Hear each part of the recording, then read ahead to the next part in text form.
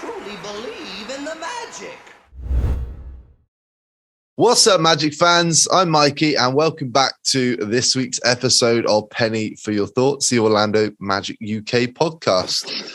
This week, as always, I'm joined by my friend from the Valleys, who's sporting his Wales soccer jersey for our friends in the States, but it's actually football. Let's put it there. G, yeah, you are right there. You're clearly a happy man today.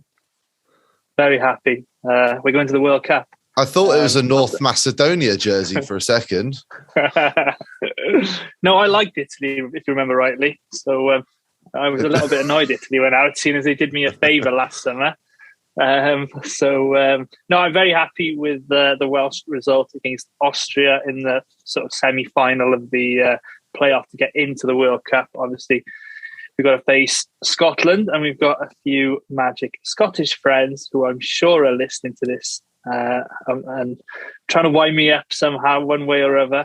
Or we're playing the Ukraine. So, no, come June, should be a good game, whatever happens. Yeah, they made it a bit nervous for you last night, didn't they? Dan James had a couple of sitters that he should have buried for you. He should have put that away. Going to be having words with Paul. They need to do something up at Leeds, get him some shooting practice or something. Well, he came from United before that, so I think that you can blame them for his shooting woes. No, I tell you what, I tell you who I can blame. Swansea City. Swansea. That's where he came from before. Yeah. As bad as Newcastle, aren't they, Gar? Nobody's as bad as that. There's bad, and then there's really bad, and then there's just down there in the pits of hell. Dear, right there. Yeah. So you're good, G. Yeah. Good man. I'm good, thank you. How are you, mate? I'm good, pal. I'm very good. The Raiders are reviving their hopes for next season with some big trades this week, so I'm a happy boy. But anyway, we're moving on from that because we've got all summer to talk about that. And we've got Gary with us this evening, filling in. Well, not filling in for Paul. You're jumping on with us as well. How are you, mate? Yeah, all good, mate. Nobody can replace the prime bacon. So the prime bacon. I'll just sit here and do my best, but nobody can replace the prime bacon. Right.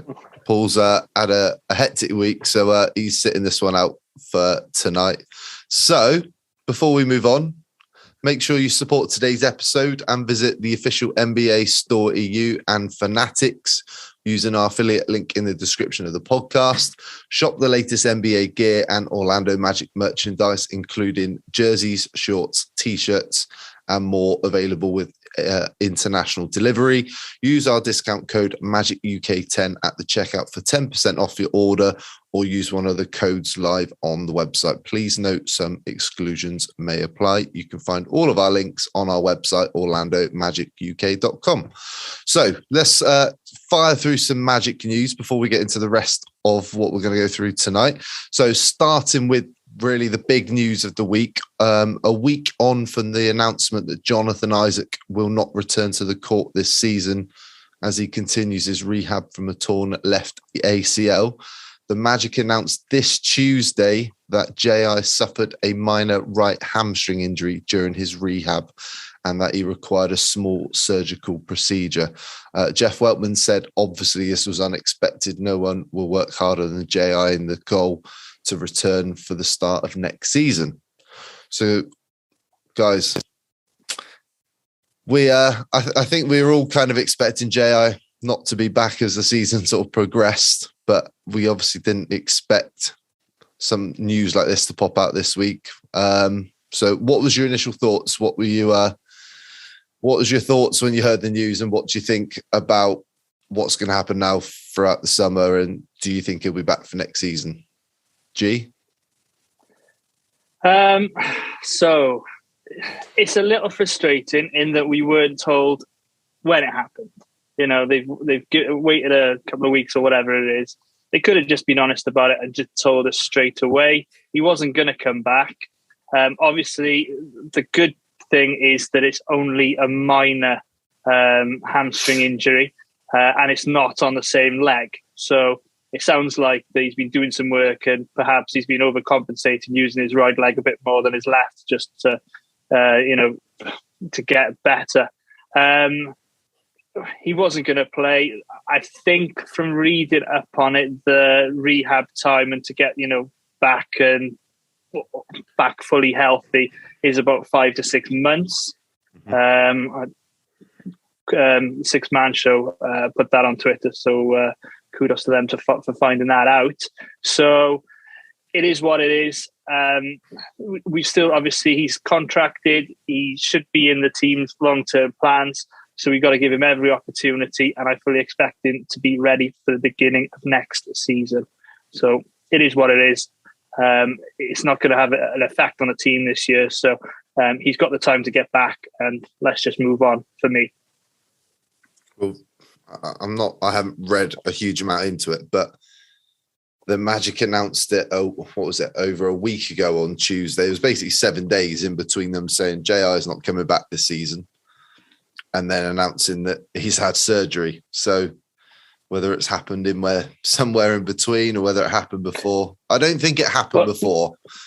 No, they said it happened literally the day after they announced was out for the season. Yeah. Right. So it was just sod's law, really. But then they could have told us straight away. But, I don't think that really matters to say. No, it doesn't At really. this point, it doesn't. No. Yeah? No. He's a supremely talented player, as we know. And I think if we hadn't lost the last 2 years, you would probably be saying you'd have expected him to be in the top 3 talk for Defensive Player of the Year at some point. For me, I expect he will be ready for the start of the season, but probably on a minutes restriction when he comes in. I do think we've got to maybe have like a plan A and a plan B, where it's one plan is if GI is healthy, fantastic. It's almost like a utopia of what we've got. But when we're looking at moves and particularly the draft, I think GI would be the question I'd be asking about.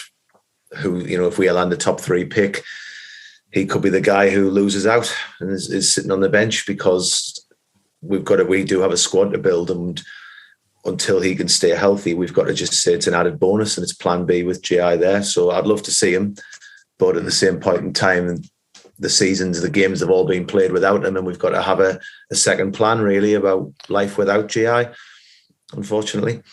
Yeah, I agree. I'm just having a look. How many years has he got left on his contract? Is it 2 or 3 now? Anyway, he signed a 4-year contract, him and Fultz. I think it was 4 years, wasn't it? And then he's missed the first year. I think he's probably got 3 years left. Yeah, I would guess. I'm with you guys. There's not really much to add, really, is there? It's just disappointing because he's such a massive influence on the defensive end when he's fully healthy, but we haven't seen that for nearly 2 years now. It will be by the time he comes back, hopefully, for the start of next season.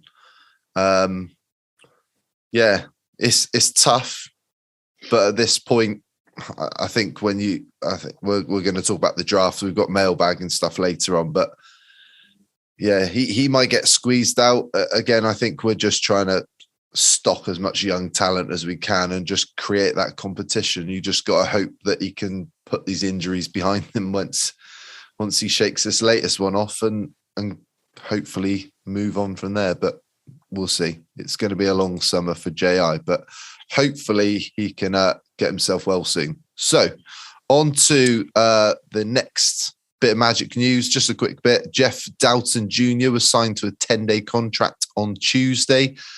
He made an appearance against the Thunder on Wednesday this week. We saw him play for the Magic in pre-season. He hit the game winner against the Boston Celtics. He's bounced around a few teams in the NBA this season. I think the Bucks was with their G League team. He was with the Warriors. So he's got another opportunity with the Magic. So I think he's definitely going to get a chance to play during these last, 8 games of the season. So, guys, you got any thoughts on Jeff? Do you like that signing? I think. Sorry, Jay. You go on. No, you go, Guy. You go, Guy. I think he deserves it because he's been balling for Lakeland. He's certainly put the stats up, and he's at a point where, you know, we're not going to make the playoffs. We might as well see what we've got, give him a shot. And if we find somebody who can be part of the rotation, like Admiral Schofield's become, fair enough. If we haven't, you know, we move on. He can go back to Lakeland, or he can put himself in the window for another team, and we wish him luck. But he deserves the chance, and just root for him, and hopefully there's something there. He's going to get minutes, though. Yeah, exactly what Gary said, you know. And if he comes out and really impresses, you know, there's a chance he can stick on the team. For next season, obviously, we're quite guard heavy with a full roster. So it is a bit of a stopgap. It's an opportunity for Jeff. So good luck to him. Yeah. So last bit of Magic news, Markel Fultz this week earned the 2021-22 Rich and Helen DeVos Community Enrichment Award for his work in the Central Florida community. Something not just Fultz, but the entire Magic organization love to do, giving back to the local community. So congratulations to Markel for that. We're in the middle of the NCAA tournament, March Madness. I don't know why I couldn't say that. I'm taking over from Paul this week, which concludes in New Orleans on the 4th of April. So we're getting down to the last, I think it's down to the Elite Eight now. We've got a few more games tonight in the Sweet 16. We've already seen some of this year's projected top draft picks being sent home. Shaden Sharp and Kentucky lost to St. Peter's in the first round. Jabari Smith and Auburn lost to the Miami Hurricanes in the second round. And Chet Holmgren and Gonzaga lost last night to Arkansas in the Sweet 16. Arkansas will now face Paolo Banchero, AJ Griffin, and Duke this weekend in the Elite Eight. And Jaden Ivey and Purdue will face St. Peter's this evening. That's still a Sweet 16 game, I believe. We've all been super busy, so I'm not sure how much you guys have or haven't watched or caught any highlights. But are there any prospects that you like the look of that are going to be up there in the sort of area we're probably going to be drafting? Gary? It's kind of overlapping, I think, into the mailbag a little bit, Mikey, because we've been asked by Gary Clark and Barry Magic Raider about do we take the best player available from Barry, and they both asked about which position do we target in the draft, and I think we're really looking at bigs. Obviously, Chet Holmgren's gone home, as you said. Jabari Smith has, I think, cast a little question mark about whether he's going to go for the draft or not. I think he will. Yeah. And it's going in with what the Ginger's saying, biggest off-season need, again, a big. I think the eyes have got to be on Paolo Banchero and seeing what he can prove with Duke. And then also Griffin's getting a bit of love for Duke. So I think that a few eyes will be on Duke from Magic fans for the rest of this tournament, Mikey. But time-wise, I don't have time to sit up and watch loads of the games. I've just seen a couple of highlights. Is there any player that you like the look of, though? Is Banchero the one? I think it depends where you put them on our team. I think Banchero is the one who you would look at, and he looks to me the safest bet of the three. I think the player who might fit us the best, if it's alongside Wendell, is Holmgren. But I think the question marks are not for me are not so much about his weight, but it's about the level of competition you face, maybe a Gonzaga compared to what Banchero would face at Duke. But I think in terms of if we were looking at biggest need, with like what the Ginger 42 asked, Holmgren seems to fit the need, but he seems to be this polarizing unicorn. So I would be tempted. I've got to be honest. If I had the first pick, I would be starting my scouting on Holmgren. Yeah. G? Yeah. I agree there on Holmgren. They've been talking about his frame, haven't they? And he is very, very slight as it is. But his skill set, for me, is absolutely off the chart. You know, you can bulk up. Mikey will tell you, you can get to the weight room, you can get bigger. Yeah, there we go. Sure. So but if you've got the skill set, then you should be able to, to use it. I'd rather have somebody with a skill set as opposed to having the physical attributes. So for me, Holmgren's probably the home run hit. But if you were to get one of the three, Banchero, Holmgren, or Jabari Smith, who also looked very good, especially his jump shot in the last week. But like what you guys have been watching, it's YouTube highlights. So we see the best of them as opposed to the things that they don't do so well. But just something on the Holmgren front. 2013, Milwaukee drafted a really skinny kid, the 15th overall pick, Giannis. Okay? And like what you said there, Gar, he's a bit of a unicorn, isn't he? Mm-hmm. So if you get the pick, I don't think you can go wrong with either of these three. But at the moment, from what I've heard, and I'm sure the scouts are doing their homework, I lean towards Holmgren at the moment. But Banchero, a Duke product. I love my Duke players, Reddick, Wendell Carter. There's many a decent NBA player that come from Duke, so he's got a good pedigree. So you can't really go wrong, to be honest. What do you think, Mikey? I like the look of Jabari Smith, and I kind of had a short conversation with a couple of people on Twitter earlier in the week, and I just feel that, and you guys would have seen some of the tweets I put out a couple of days ago on our Magic UK page, but we've already got a roster stacked with young players. But to me, we still don't have that guy who's a number one go-to scorer. And to be Jabari Smith, he's got the size, he's got the athleticism, he's got the explosiveness, he can score from all three levels. He plays hard defensively as well. He just, to me, again, we're going on YouTube highlights. We don't get the same. We don't have the time and we don't have the same access to watch these games like the guys do in the States. But looking at all the different tools that the guys got, I think somebody like that is somebody that we should be looking to build around. To me, I'm always going to argue, and we've had some great centers. We've had some great centers. We've had Shaq, we've had Dwight. Vooch developed into a good center. But to me, you can always find a serviceable center. To me, the league's all about guards and scoring. You can fill those holes with bigs. And I get that Holmgren's got all these different tools and he's doing things that nobody's ever seen the player do before. And we'll get into his weight and his body later on. But I don't know, that really scares me, man, because if you look back at pictures of Giannis or KD, who were really slim when they entered the NBA, they still had some meat on them. And this is nothing.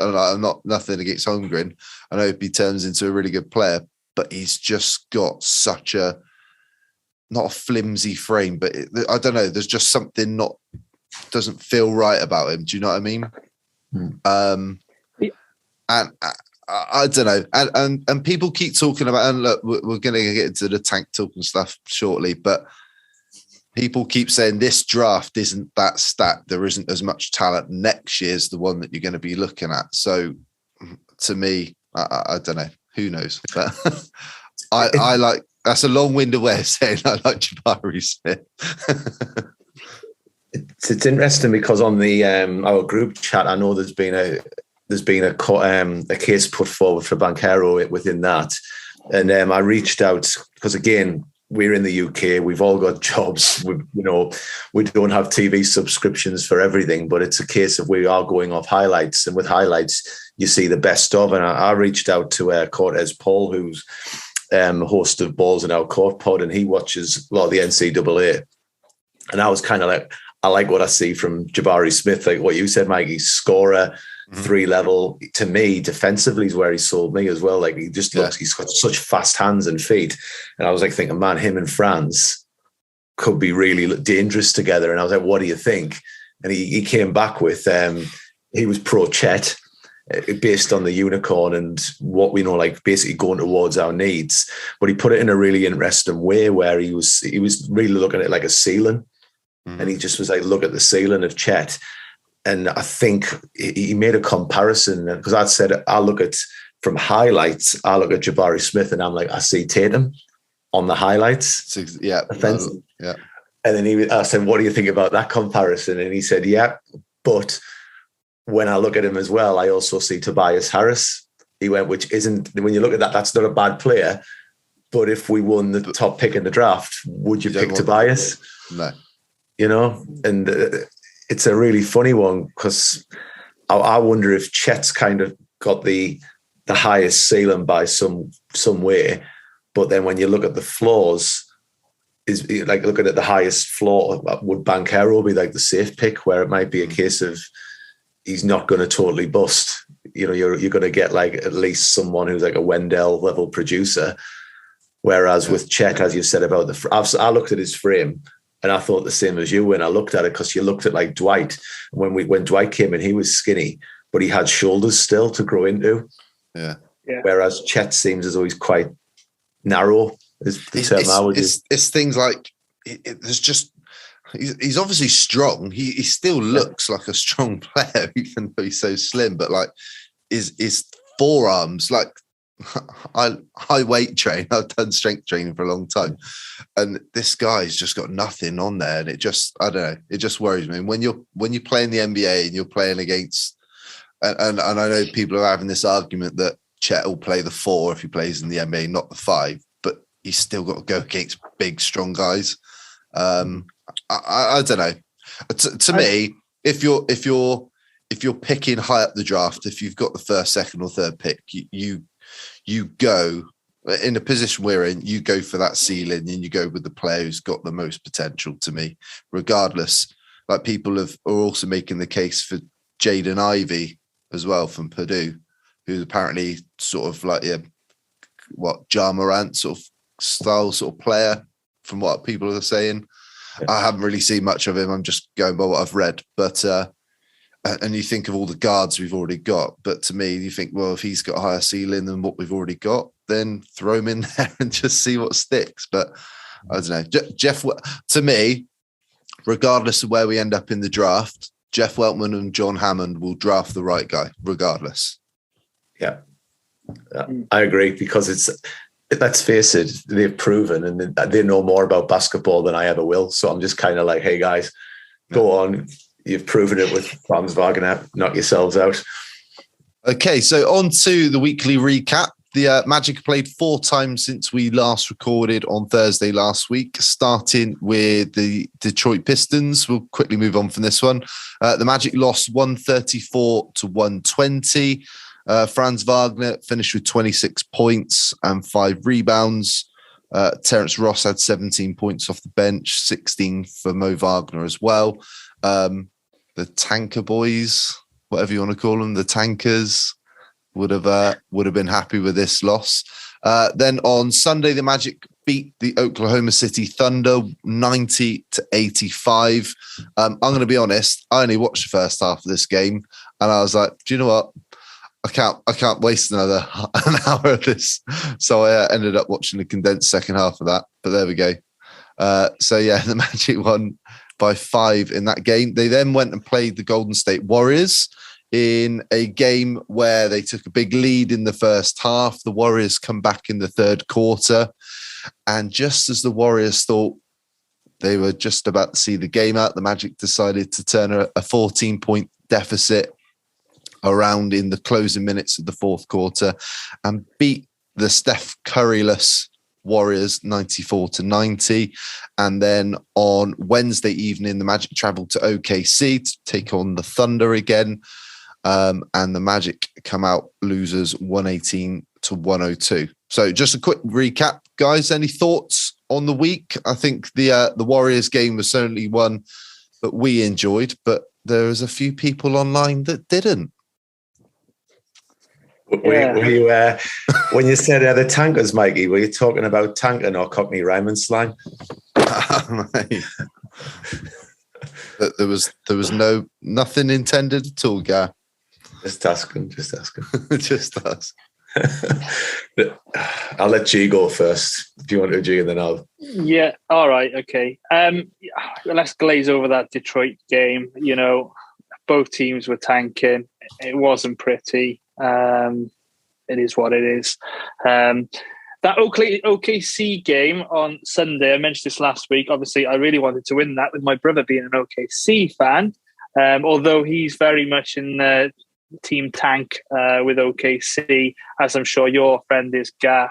That game was an ugly game, Mike. You didn't miss much in the second half, other than Wendell just turning it up in the fourth quarter. It wasn't a pretty game.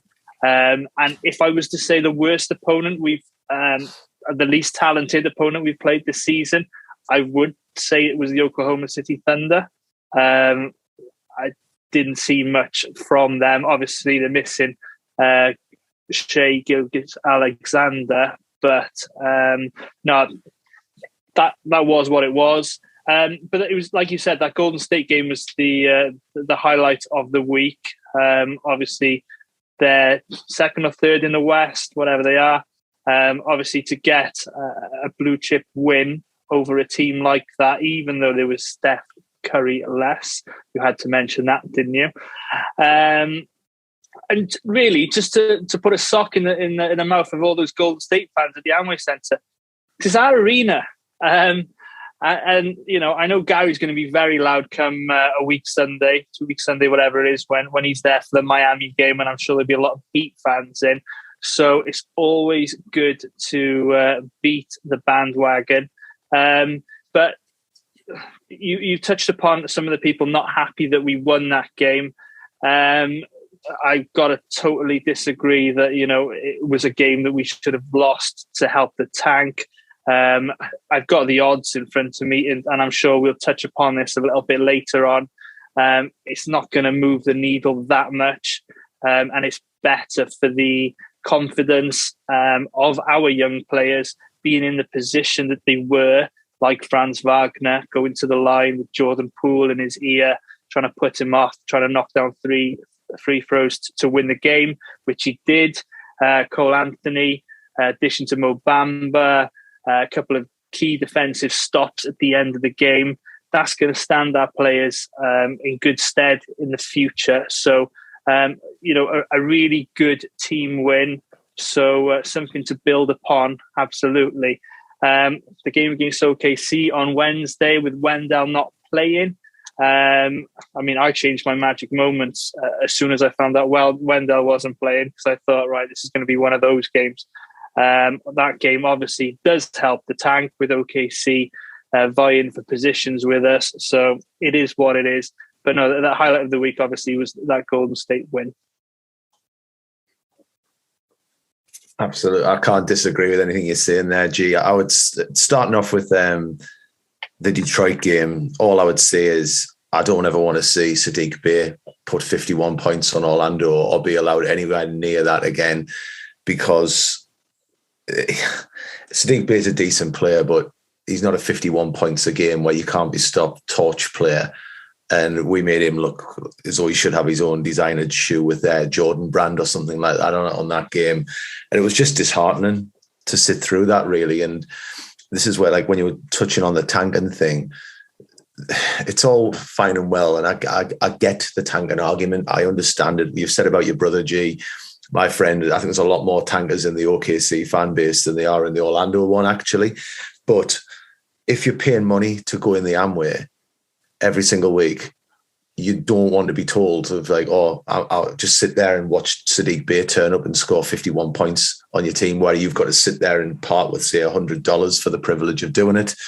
So I found that annoying, just sitting watching that game. The OKC game, I agree with everything that was said. We win, but it was awful. It was making your eye. It was like basketball to make your eyes bleed, really. And this Pokachevsky player, like, I've watched him twice this week, and he got player of the game from the OKC commentators, apparently. Jesus, he was awful. He was absolutely the worst player I've seen get any type of minutes from an opposition. I can't remember anyone that's this season who's played over 15 minutes who's been that bad. So that was worrying if you're an OKC fan, but I think he's probably got one more year left and then he might find his way out of OKC, because I can't see them sitting through another year of that. The Orlando Golden State game, just agree with everything that's been said.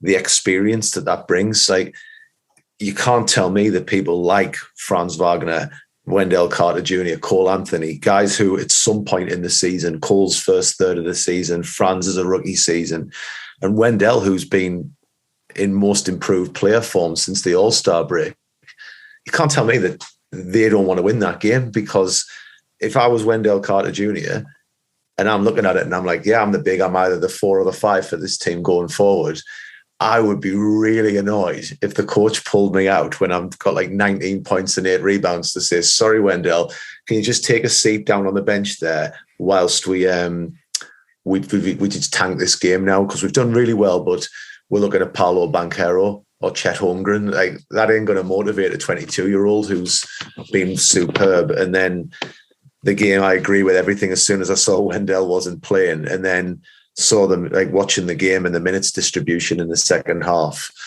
it was pretty obvious really what was going on. So I know there was a couple of meltdowns. I know Dante got involved, etc. as well. But I think when you watch that game against OKC, it was pretty obvious on the minutes distribution, because we could have played Gary Harrison, Terrence Ross and Robin Lopez, and we didn't. So I think that tells you all you really need to know. Well, none of us like tanking. Nope. Let's put it straight first. We're from the UK, and none of the sport we follow, other than basketball, the teams get rewarded for losing games, right? So we don't like tanking. That doesn't mean to say the Magic aren't tanking, because they are.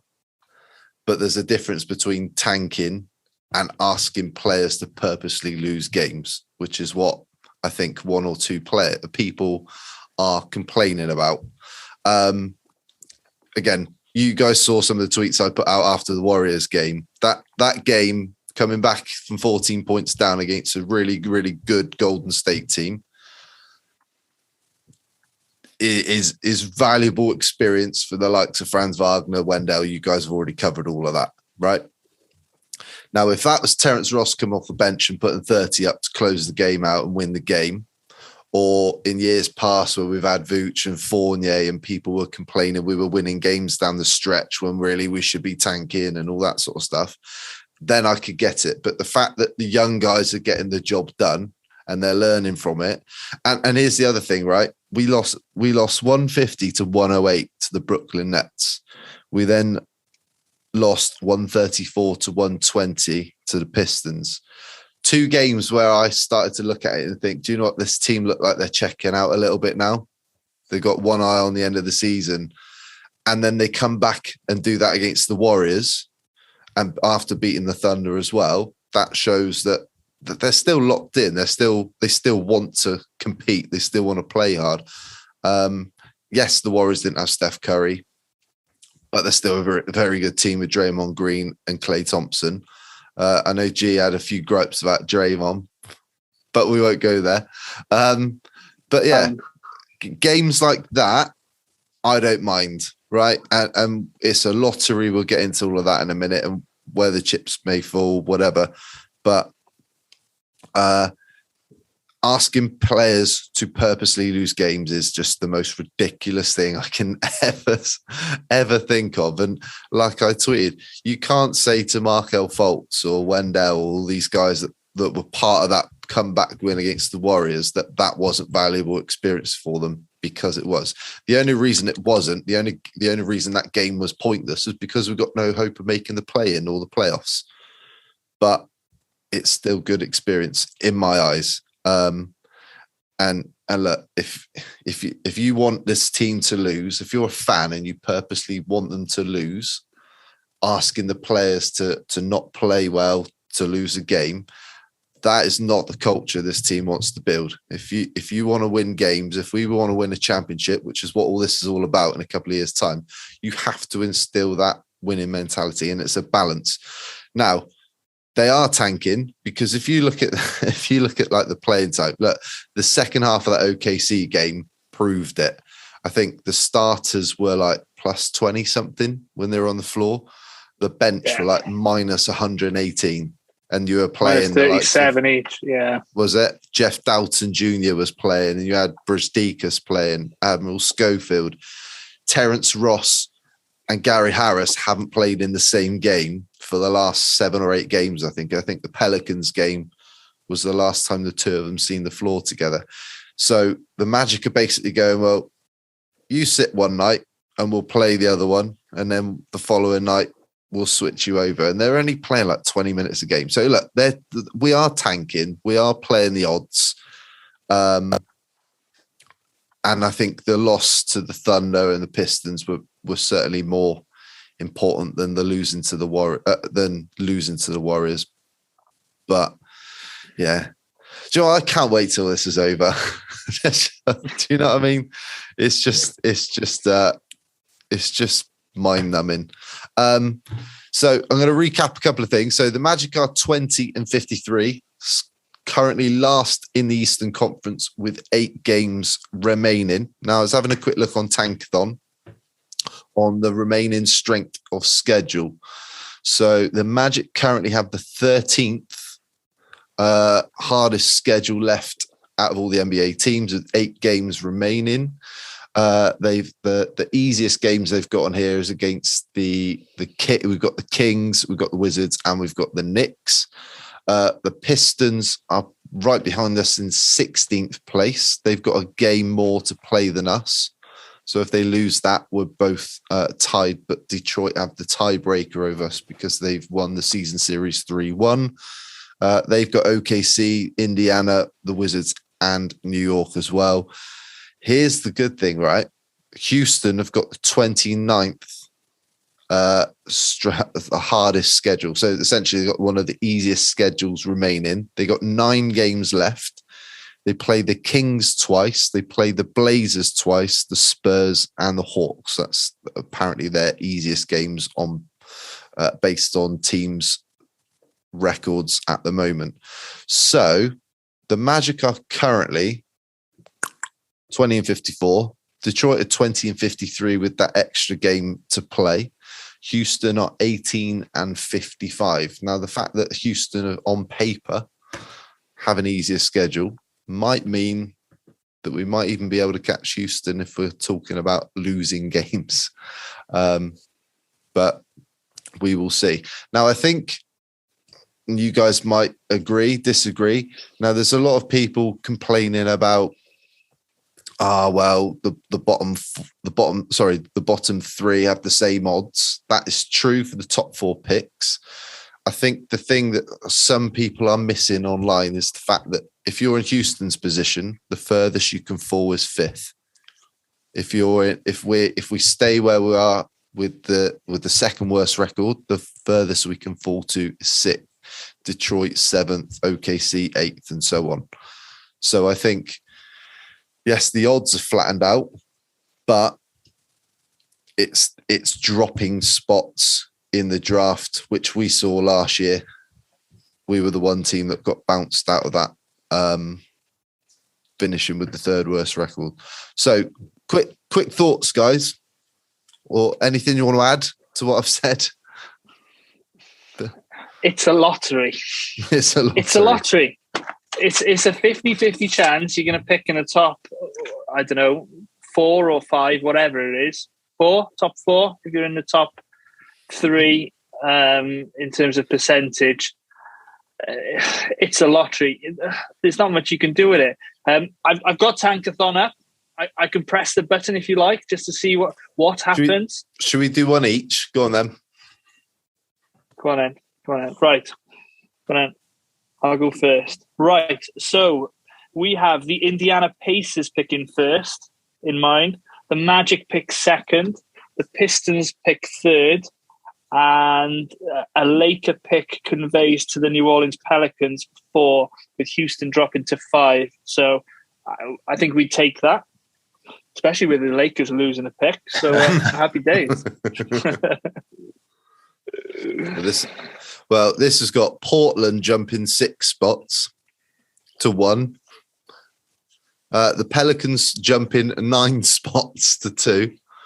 Oh, Jesus. OKC 3, Wizards jumping 5 spots to 4. The Magic pick 6th in this lottery. There you go. Somebody always jumps, though. Somebody always jumps, Gar. Yeah, you're absolutely right. And it's going to happen again. And it's going to be somebody who falls out. And as G just said, it's a lottery. And we've got no control. And I'm no doubt we'll be staying up to see where we pick. And we can all remember last year when, after everything we went through and people wound themselves up into a top 3 pick, we picked 5th and 8th. And, it didn't go that badly for us, but we've got no control over it. None. I'm going to press Sim Lottery. So I'll do it in NBA order here. So Houston drop 4 spots and get the 5th pick. Sacramento jump 2 and get the 4th. The Portland Trailblazers have got the 3rd pick, going up 4 spots. We pick 2nd, sticking where we are now, which I would take. And Detroit are locked in at the number 1 pick. There you go. 2, 2, and 6. We'll take the 2. Thank you very much. Yep. Head for the hills. Do you know what? We're getting a bit more luck than Jonathan is getting on the 6-man show, because every time he does it, it's 5th or 6th. So it's a lottery, like we said. Well, I had no control. I had a quick look before we jumped on, right? So this is this summer, this next draft is the 4th draft in the row where the odds are flattened out. Okay. So 2019, the bottom 3 were the Knicks, the Suns, and the Cavaliers. That draft, the Pelicans jumped 6 spots to draft Zion. The Grizzlies jumped 6 spots to draft Ja. And the Knicks dropped 2 spots to draft RJ Barrett. 2020, the Warriors, the Timberwolves, and the Cavs were in the bottom 3. The Timberwolves jumped up 1 spot to draft Edwards. The Warriors dropped 1 spot to draft Wiseman. Wasn't so wise though, was it? And the Hornets jumped 5 spots to get LaMelo Ball. And then obviously we know what happened last year. The Cavaliers jumped 2 spots into where we should have been. and nabbed Evan Mobley. So yeah, so 2 5 and 2 6s essentially in the last 3 drafts. So like you said, Gar, somebody always jumps, or certainly in the first 3 years of these odds, that's the way it's played out. It'll happen again. And let's just hope we're on the right end of it this time, eh? Let's hope we're on the right end of it, but it'll happen again. And I think people's got to bear that in mind, because there are some pretty extreme reactions going on to like wins and losses, and you're going to get it. And at the end of the day, everybody supports the Magic in one way or another. Everybody supports the Magic, but we have no control over this. It's as G rightly said, it is a lottery, and it's the look of the draw on the night, one off.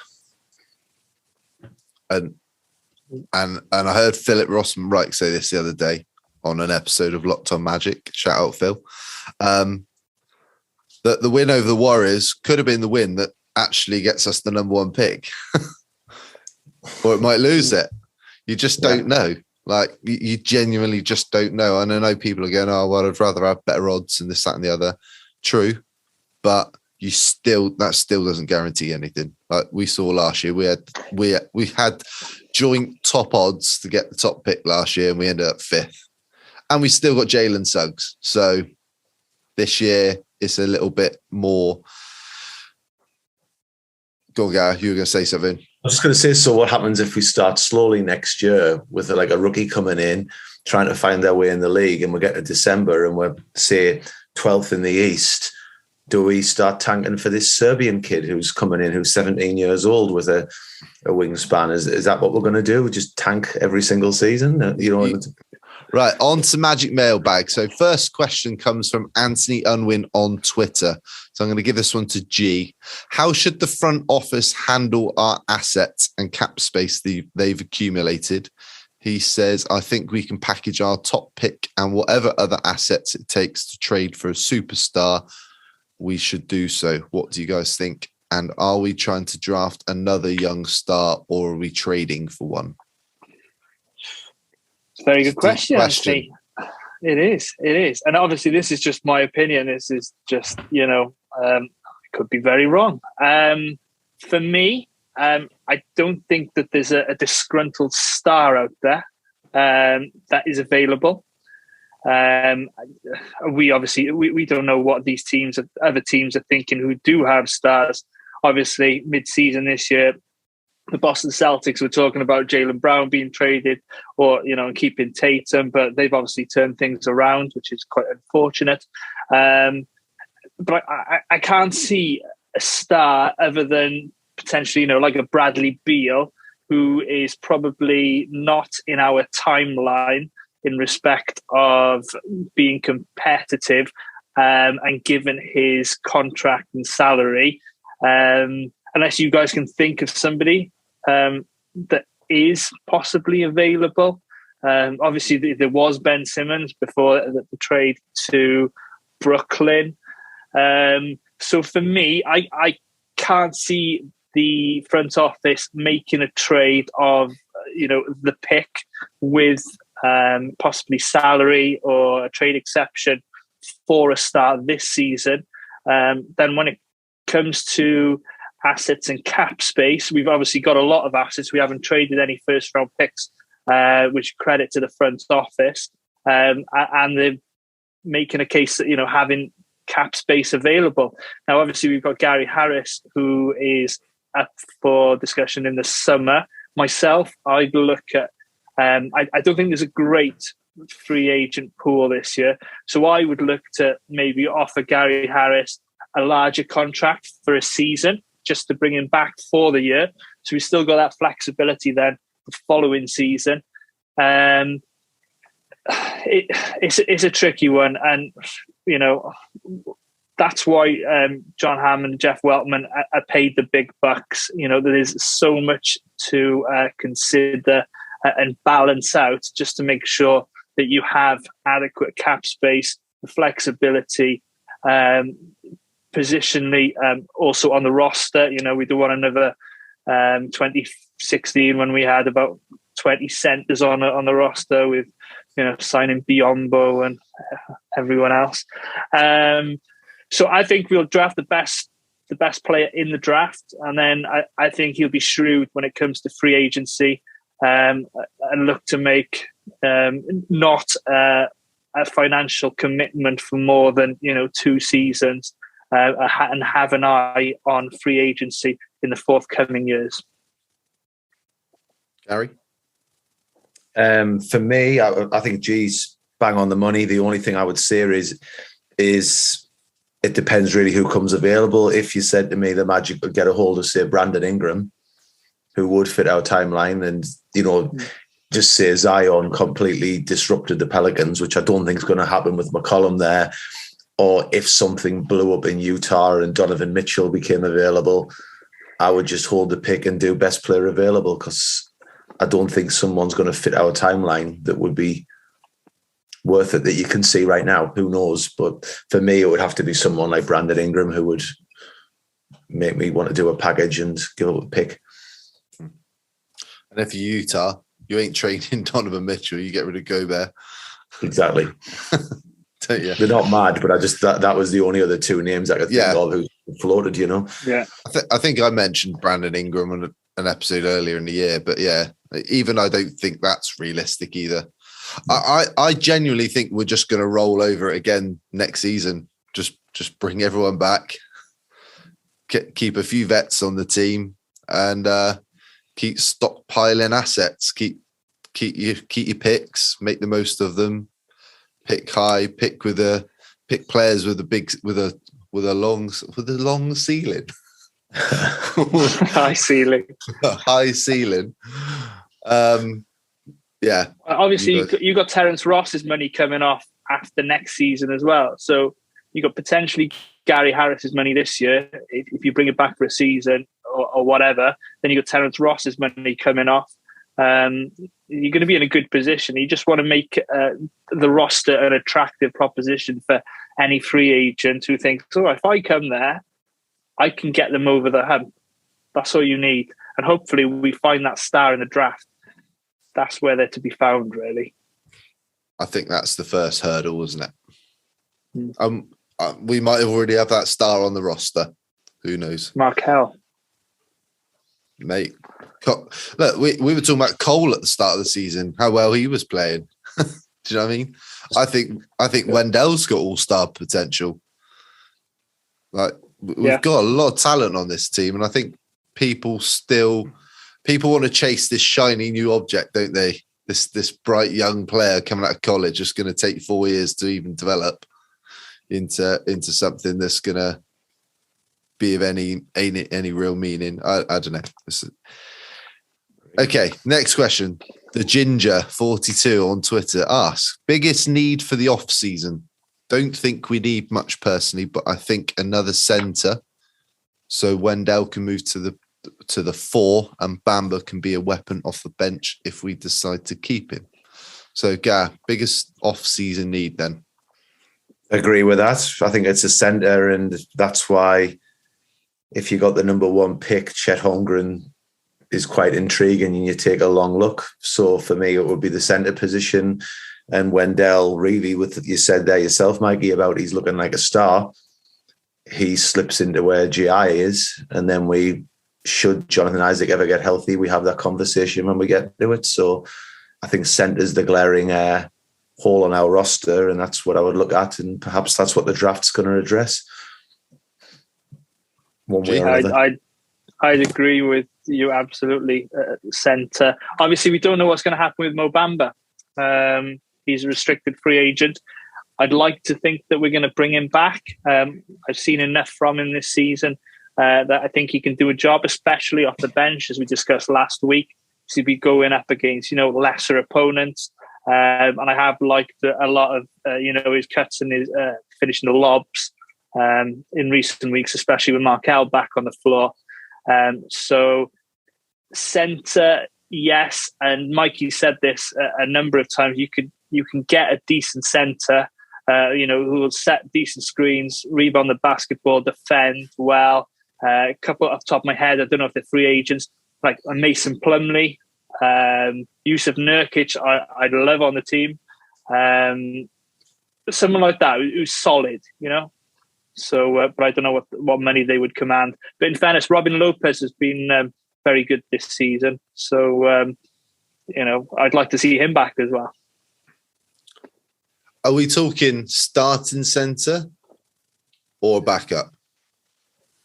I don't know.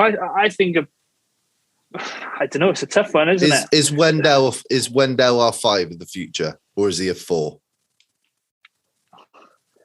I don't know, 4 or a 5. Well, I'm asking he could play either position. It depends who you draft, doesn't it? And do you have to have a 5? Can you have 2 4s on the floor? Who could interchange? Could be an option. And then, you in situational circumstances, you throw the best offensive player or the defensive player in. I don't know, maybe put Bamba in when it comes to, defensive play off the bench. Yeah, you just need... this is why Weltman and Hammond are paid the big bucks, as I've said. So I don't know. I've just thrown a few ideas out there. Okay. What do you think, Gar? It depends who we draft, because I think if we draft Jabari Smith, I think Wendell's a 5. Mm-hmm. I think if we draft Chet Holmgren, Wendell's a 4, and guards the centre perhaps. And then I think if we draft Paolo Banchero, you're probably looking at that Spider-Man meme where they're kind of both pointing at each other, because they both look as though they're very, very similar, where they're just classified as bigs to me. So I think the draft, when those ping pong balls come out are going to tell you a lot about the direction we go. Because I think another option which is in it is, I could be wrong here, but do Portland have two picks this year in the lottery potentially? Oh, that is. Let me have a look. They do, yeah. do, yeah. Well, there's another option there, and it's if we don't get a 3 picks. The Pelicans pick in their own. Yeah. Maybe if we don't get a top 3 pick and their picks are down the bottom end of the lottery, say like I don't know, 8th and 13th or something like that, would we say there's the 5th pick or 4th pick for your 2? Okay, here's another question, side question. Let's say we go Jaden Ivey and go with another guard. How does that play out? Do we bring Gary Harris back if you bring in another guard? Do you then have to make that decision? You're going to go, well, I don't know. Do you just roll the 4 young kids and see what sticks? Can't bring Gary Harris back then. No, you can't, can you? I don't think. No. Then you don't need to look at a good forward or a 5 who's got a number of years experience, who's in that Gary Harris sort of how good he is. So somebody who's going to, I'm just trying to think of somebody off the top of my head. I can't. Gallinari. Yeah, possibly decent. I think it, like you guys said, it all revolves around the draft, and then you see what gaps. I think the gaps that you've got left, you fill with vets, to me, and hopefully we can bring Gary Harris back. You want that continuity, you want that familiarity, don't you? If we can bring Rolo back, that'd be great. I think we all still expect T. Ross to be gone before next season, so I think you've got to bring somebody in, even if they're an end of a bench player and they don't play as big a role. I'm not quite so sure, but yeah, need is just about getting as much talent on this team as possible. Keep stacking them up. Barry Conn, we've just already asked this one. What's the biggest need for the draft, or do we take best player available? I'll leave part B for a minute. Go on, Guy, you go first, mate. Need or best player available? I think you go best player available. Whatever you do right now, you take best player available. Yep. Because if it's in the top 3, it's one of the bigs, which is what we need anyway, and we get a big. And then if it's under that, you look at basically who's going to just accumulate the talent and figure it out from there. Nobody on this team really has a divine right to any position. 2 years down the line, we're trying to find out who that is. So best player available and earn your spot. Competitive. Agree, G? Yeah, absolutely. And we spoke to Dan Savage about this in the past. We've had him on where he was breaking down the draft. Was it last year? Giving us a few, nuggets on some of the players that were coming up. And you've got to draft the best available, no matter what. And then you make it work. A lot of these players now are very interchangeable. And everyone seems to be able to shoot the 3 ball from outside. So the game's changed a lot. And now I'm looking forward to the second part of this question, Mikey. But anyway, what about you? What about me? Best player. Simple as that. How many will Scotland put past Wales, Geraint? Is Barry's other question? None. Not one. You heard it here first, Barry. And you got to beat Ukraine first, mate. Come and talk to me when you beat Ukraine. Okay, final question from Angus Craig. Which one of the current crop of young players is most likely to be the odd man out going forward? And out of them, who would you be happy trading if need be? I'm going to go to Geraint first on this one. Do you want to take it? Do you want to take it first, Mikey? Seeing as you haven't had any first. No. I'm firing the questions at you. Oh my God, that's a very good question, Angus. Oh God, that is so tough. again, this all depends on who we draft. If we get, a top 3 pick and we get a big, then it could be Jonathan Isaac. But if we fall outside the top 3 and then we have to draft Ivy perhaps, we've also already got a glut of guards. And, the one who's not been playing as much as some of the others has probably been RJ Hampton, although he's shown flashes in the last couple of weeks, given the opportunity with, Gary Harris and Terrence Ross not playing as much. So if you're asking from the current who's most likely, it all depends on the draft, but I'd probably say it's RJ.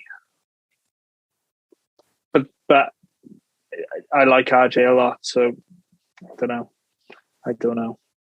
It certainly won't be Mark Calver. Chinka. The odd one out. Well, going left field on this, it could be Jonathan Isaac.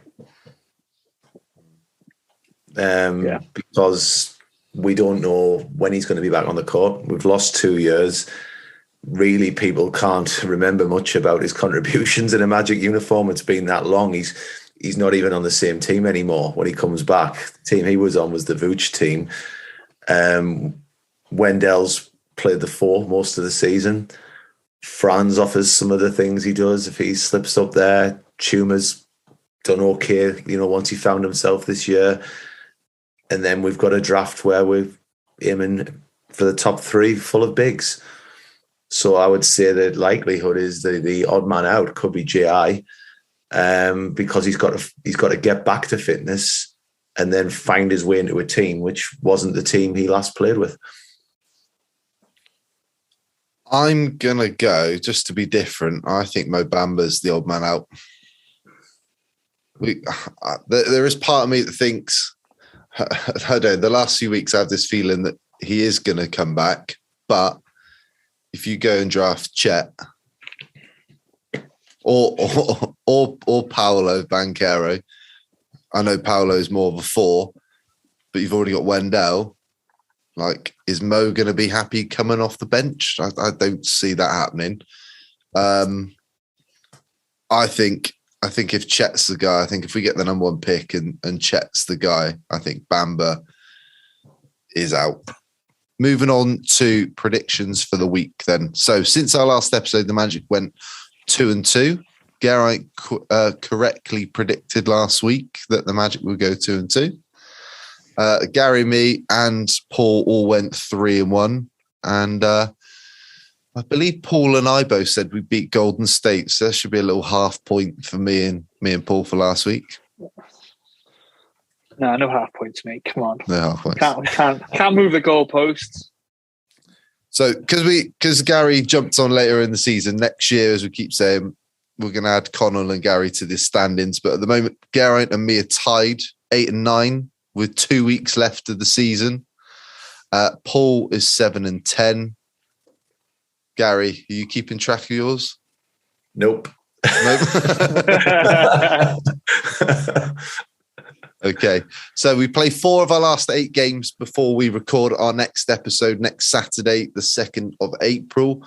The Magic start with the Kings on Saturday, which is an 11 p.m. tip-off in the UK. The last game before the clocks change in the UK, where we go back to a 5-hour time difference. The Magic then play the Cleveland Cavaliers on Monday, which is midnight. They play the Washington Wizards on Wednesday, which is also midnight. And they play at home to the Toronto Raptors next Friday, which is also midnight. So predictions, Paul's gone 1-3, and he said we're going to beat the Washington Wizards. So I'm going to start with Gary first. I'm going to let G simmer. I think we'll go 2-2. Ooh.